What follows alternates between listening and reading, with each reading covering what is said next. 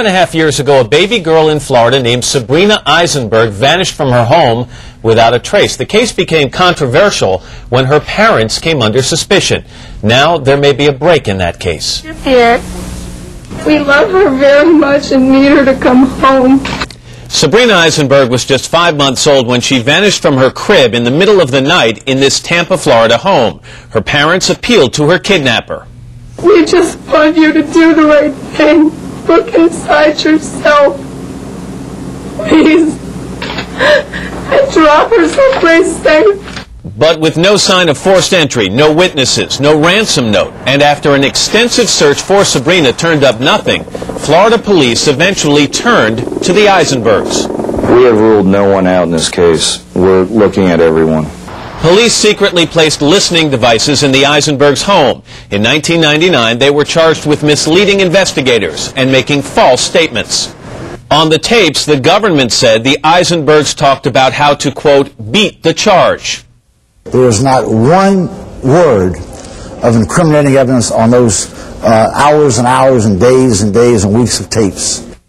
Then in 2001, a dramatic turnaround. The charges were dropped when a federal judge said the tapes were, quote, unintelligible, mostly noise, and did not support the accusations.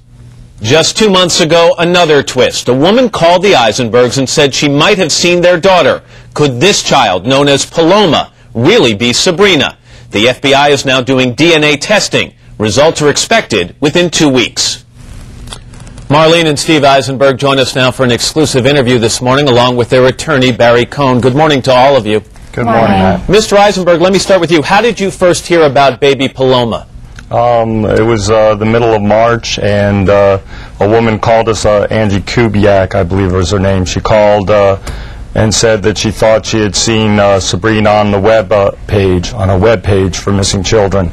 And so when she then directed me to that web page, I looked at the image and I saw that there were some striking similarities from the mouth, the chin, the eyes. So we thought that it would be worth pursuing, and immediately we called our attorneys who recontacted her and then contacted the authorities in Illinois who were managing the case. We're looking, Mrs. Aisenberg, at some comparison photos of what people think Sabrina would look like today and of baby Paloma. Is it possible for you to step back? Obviously, you're hoping against hope. But is it possible for you to step back and be neutral and truly judge any similarities or dissimilarities? It's very hard, Matt.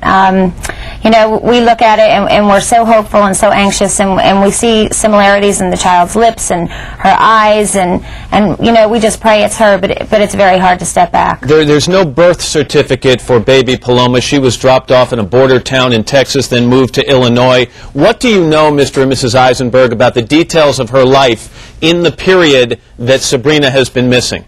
It's very sketchy. All we know is basically probably the same things everybody else has known and has been reported, that she was dropped off to a migrant shelter or clinic, and a woman there who was a nurse said she had a sister in Illinois who wanted a baby and then brought the baby up to Illinois. That's all we've heard. I'm curious, why are you going on national television with this now? Why not wait the couple of weeks until the DNA testing is conclusive one way or another? Well, we had waited about a month and a half, and it was on the heels of that little boy in Illinois also, the DNA, and we saw that it was progressing quickly.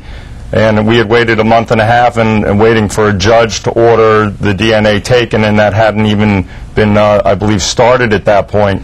So just by virtue of going public, it's already speeded the process to hopefully bring Sabrina back into our home. Mrs. Aisenberg, we mentioned in the setup piece there have been some legal twists and turns in this case since 1997. You were considered under the umbrella of suspicion for a while, charges filed, then dropped. In your opinion, do you think the police still consider you and your husband possible suspects in your daughter's disappearance? You know, that's not our concern. Our concern is getting Sabrina's picture out and getting her home. They're going to always think what they think, and they're going to see the truth when she comes home. Mr. Cohen, let me turn to you. Yesterday, a judge ruled that grand jury transcripts of the grand jury that looked into the Aisenbergs case should be made public. Can you tell me the significance of that decision and why you think it will lead to total vindication of the Aisenbergs? Surely, usually grand jury information is secret. That's been part of our history for years and years. The problem is that they're using the secrecy of this grand jury to try to hide the truth. Prosecutors are. The prosecutors are. We know that there was not one word on the so-called tapes that incriminated the Aisenbergs. As a matter of fact, they exculpated them. The dialogue between the prosecutors and the grand jury, the way the grand jury were manipulated, the whole system needs to be made public, because the public are wondering, how could this happen in America, where we have such a great system of justice that people lose their lives to protect? So you're saying that when these transcripts become public, that people in this country will have no doubt that the Aisenbergs are completely innocent? Well, there's no question about that, because they will know what happened in the grand jury room. It's secret, and that's why the prosecutors are still trying to hide it.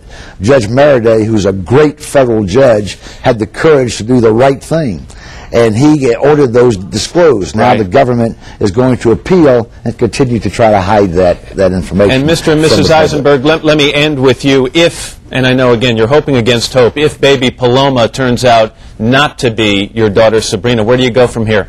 Well, we continue to look for her. It'll be very devastating to both of us if it isn't her, but our goal is, from the day she was taken till today and going forward, is to bring home our daughter. So we're going to continue to look for her and get her picture out, and try and get her picture out, and let people know that there is a 5-year-old girl with somebody that belongs in our home with her brother and sister and the rest of our family. And if the positive happens and it is Sabrina, I guess the family that's holding baby Paloma right now has agreed to immediately turn her over?